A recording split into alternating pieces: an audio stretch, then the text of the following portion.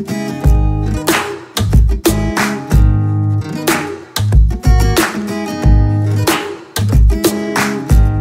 and welcome to another episode of Business Class. My name is Shantanu Prakash, and today on our show we have a very special guest, Angad Bhatia. He's the man who is dreaming of creating the next unicorn in the content to commerce category in India.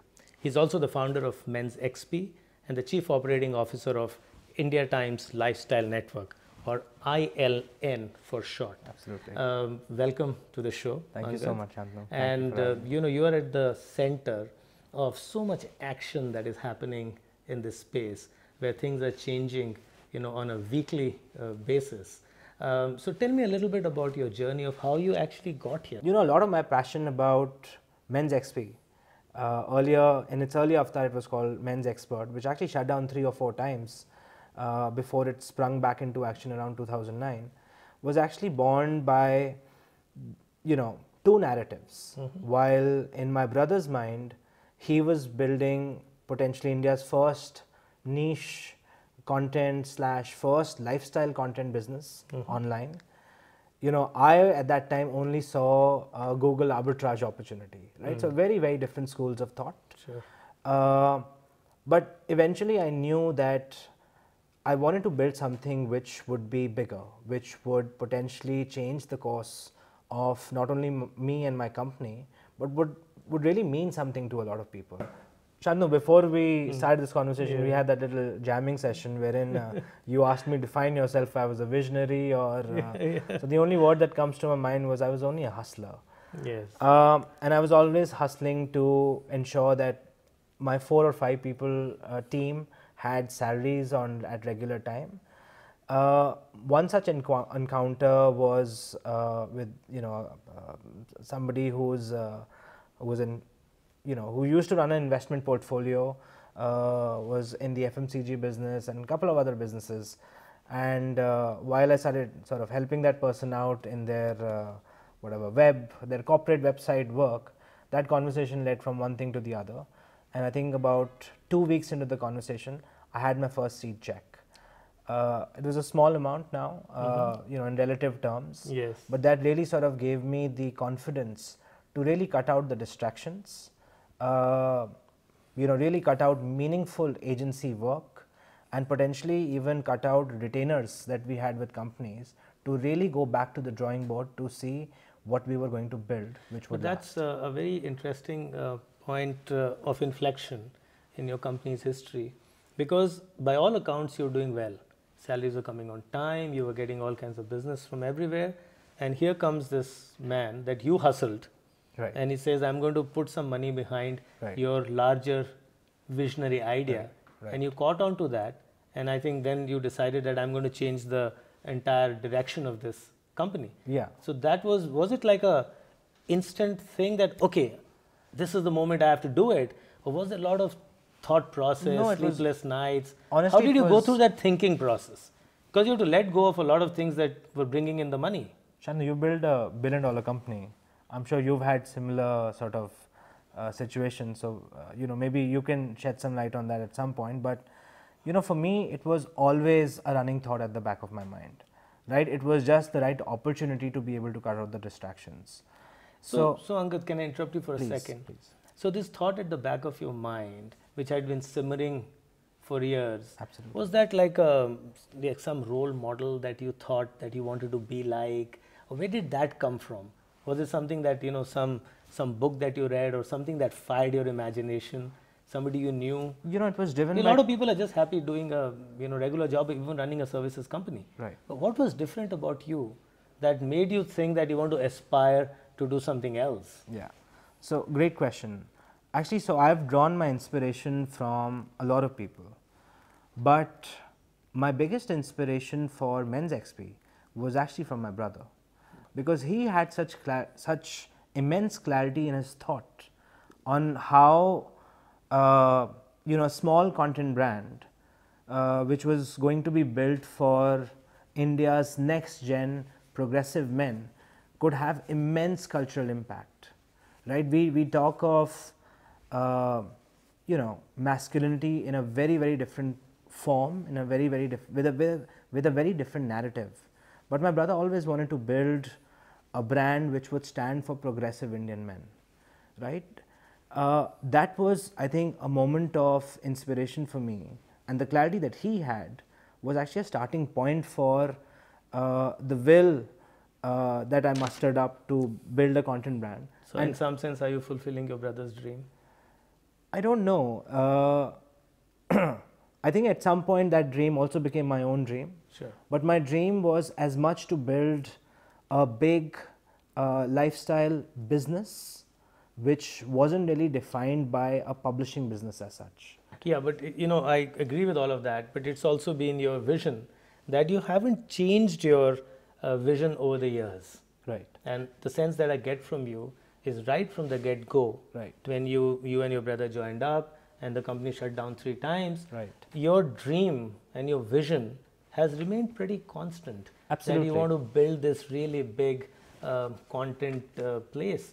And that itself is remarkable, because this is a time and age where young people change their ideas about life every year. Right. And here is somebody who's being very focused on what you want to do. Absolutely. And along the journey, you got bought out by Times, Internet, and so tell us a little bit about that story as well. It's actually probably one of the best decisions of my life. We had reached a certain amount of scale in the business, and the business was doing well. We had strategic tie-ups with Yahoo. We had really sort of developed the expertise to be able to learn what aggregators at that time, Yahoo was the biggest aggregator at that time, demanded, and we were fairly nimble in our approach, and we were able to optimize our programming to suit their algorithms. So we had figured out pretty much how to rank our content really high on the Yahoo ecosystem, and that would bring us a lot of referral traffic. And lo and behold, a really great Google arbitrage opportunity had emerged. I didn't even need a sales guy. I knew that this business required a lot of funds, and if my vision had to be played out to its full extent, it needed support of either an institutional investor or a large media house. I went to both. I was not entertained by several investors, some did, but eventually I had a term sheet, and on the back of the term sheet I was about to make my first decision, but something didn't seem right. I ended up meeting Satyan. I think it was a LinkedIn message. Satyan at that time was a Stanford grad, was just taking over as the CEO of Times Internet. And Times Internet, I was told in the last 1 year that he had joined, before I met him, was going through this paradigm shift in the way it was getting structured. Our first meeting at the Times Internet older golf course office was, at least for me, fairly magical. There was an instant connect. I may have been abrasive now that I look back on that meeting. I potentially went and told that a lot of ways that the company was operating in were bloated, were sort of lethargic, and I am going to disrupt that. And you went there to potentially seek money and so help, because they had a competing product. Told them that, look, you're doing all these things wrong. Absolutely. And I'm the guy who can fix it. Absolutely. Yeah, so that's a pretty audacious thing to do. Yeah, so I was fairly cocky, fairly abrasive, as I said. But I think Satyan coming into Times Internet, he came in from a very similar school of thought. And here he was, I think, all of 28, 29 years old, same age as me, who wanted to really sort of change the narrative of what Times Internet is today, right? It's one of the most successful, 350, 400 million monthly active users, potentially the only publishing house in the country which developed its own DMP, its own ad tech stack, really transformed the company from a traditional publishing house to a digital products company, right? So that sort of alignment was at a very philosophical level. So let me ask you this question. You were out there raising money for your company. Right. And when you met Times and the magic and chemistry happened, you ended up selling your company. And for most, young entrepreneurs, that's really a tough decision because they're so emotionally attached to their companies. Right. And so did you sort of, when I'm sure somebody they said, why don't we sell your company to us? Did you sort of were taken aback and then you went back and say, okay, I'll think about it and tell you back? And who did you consult before you took this decision? I think we were going through a rough time in the company. And, while metrics were on the rise, revenues were still very erratic. While we knew it was the right time to raise money, I knew, after the couple of calls where we knew what direction that conversation was going in, I already knew it. I knew this is where I wanted to be. I had already made up my mind, and I was very, very excited about it.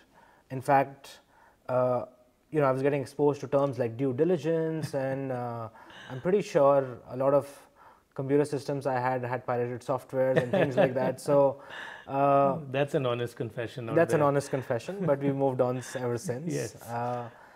But it was, I knew I didn't have to consult anybody. It was a tough decision. It's always tough to compare term sheets and know which one to go with, but I didn't have any of those sort of dilemmas. I knew precisely what I wanted to do.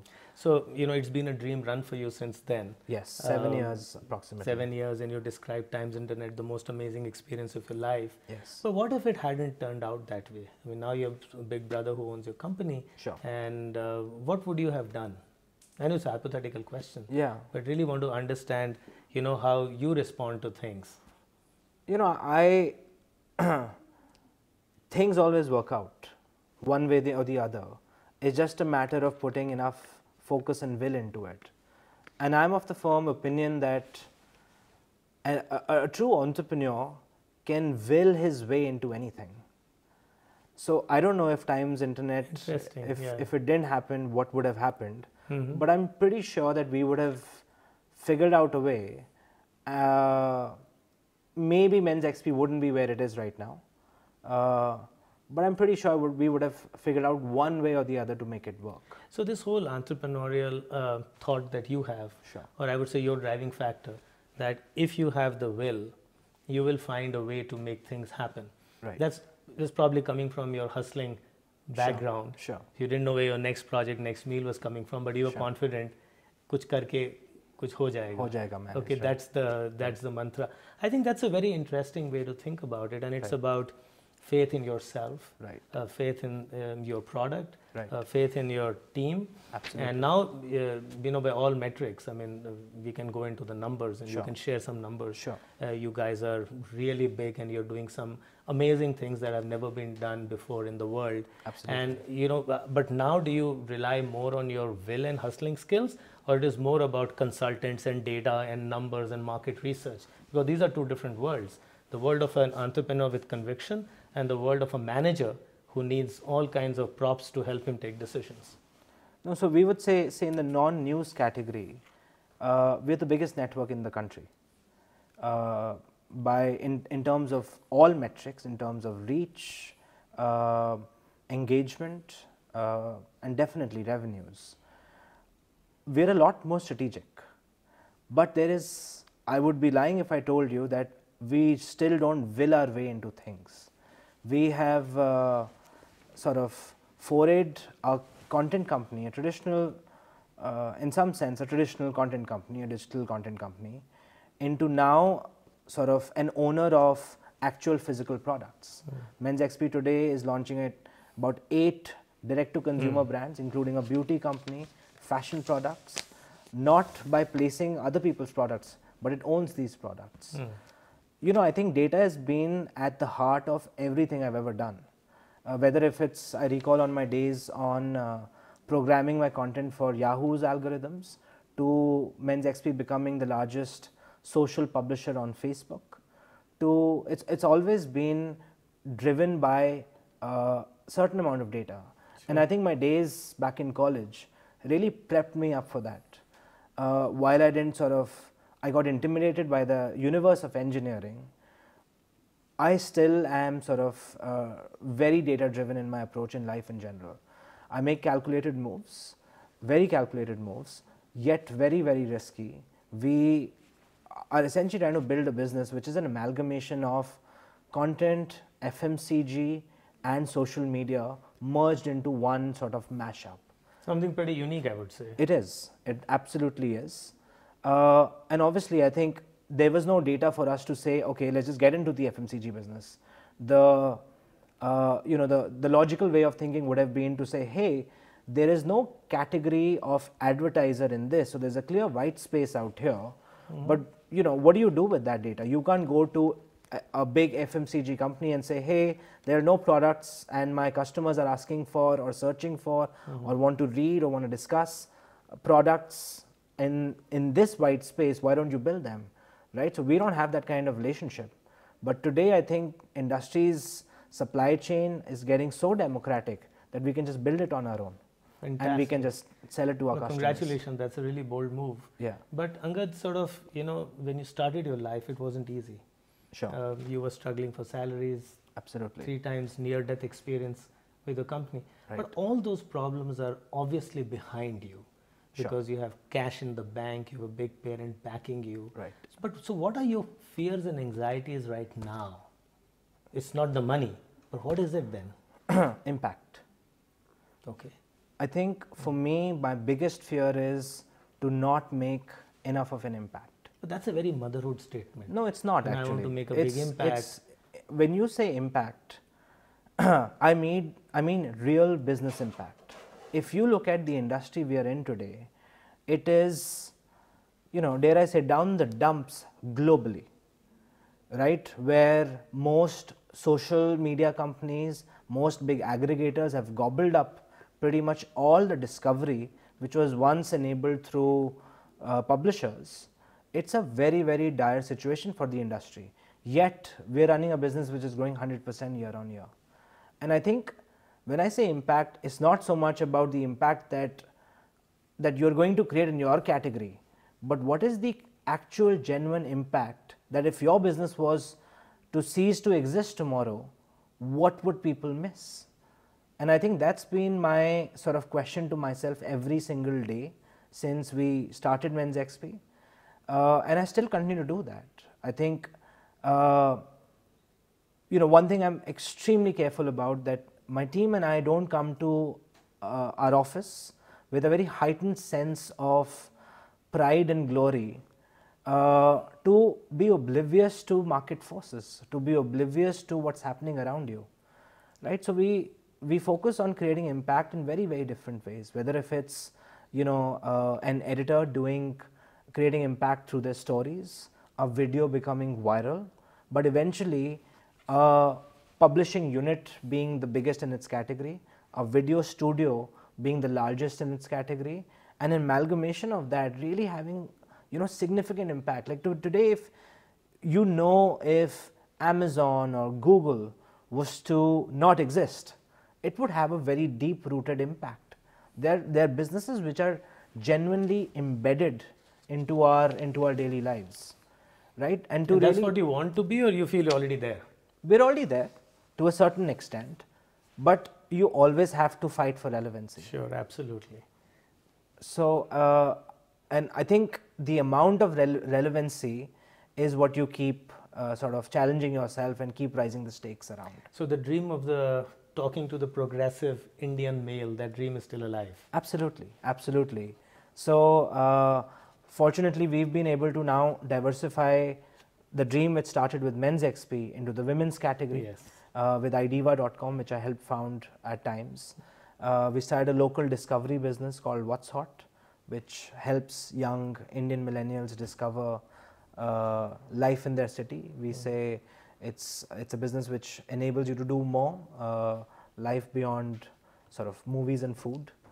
And obviously the biggest sort of piece in my portfolio, which is Indiatimes.com, which has been sort of the testing ground for various businesses that the Times has sort of thought of. But finally, we've been able to find a narrative into that business. Collectively, the network reaches on-site, which is assets that we own, over 55 to 60 million unique users every month. Add to that, our social reach reaches almost 185, 190 million unique users. So there is impact. Yes, indeed. And there is a business which is growing rapidly.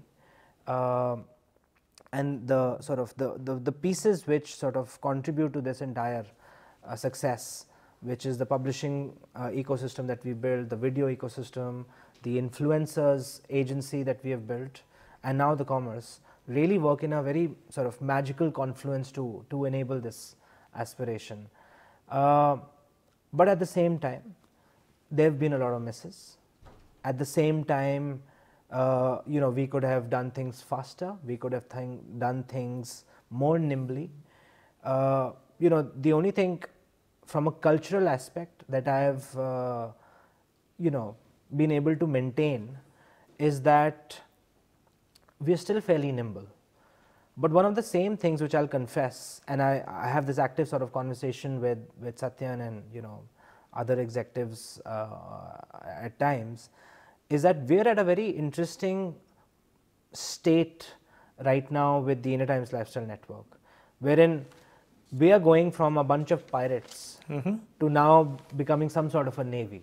And that transition is something that I'm also trying to learn. I think it's still the, when you say pirates, you actually mean hustlers. Absolutely. From hustlers, you're becoming more regulated and you have to more think institutionalized. You have to think in a certain framework and so on. Right. So, and I see the importance of, running a navy like a navy sometimes, even though if it's a navy of pirates. And you're the admiral in chief. I'm the Captain Hook of whatever you want to call it. Yes. Okay, fantastic. Yeah. So Angad, thanks for being with us today. And what an amazing story of an accidental entrepreneur who struggled through college, engineering college, and swore never to take up an engineering job, and now heading a technology-powered content company that's soon to become a content to commerce unicorn. It's a very inspirational story, Angad. Thank you and so wish much, you all Angad. the best in your journey. Thank you. Thank you so much. Thank Angad. you.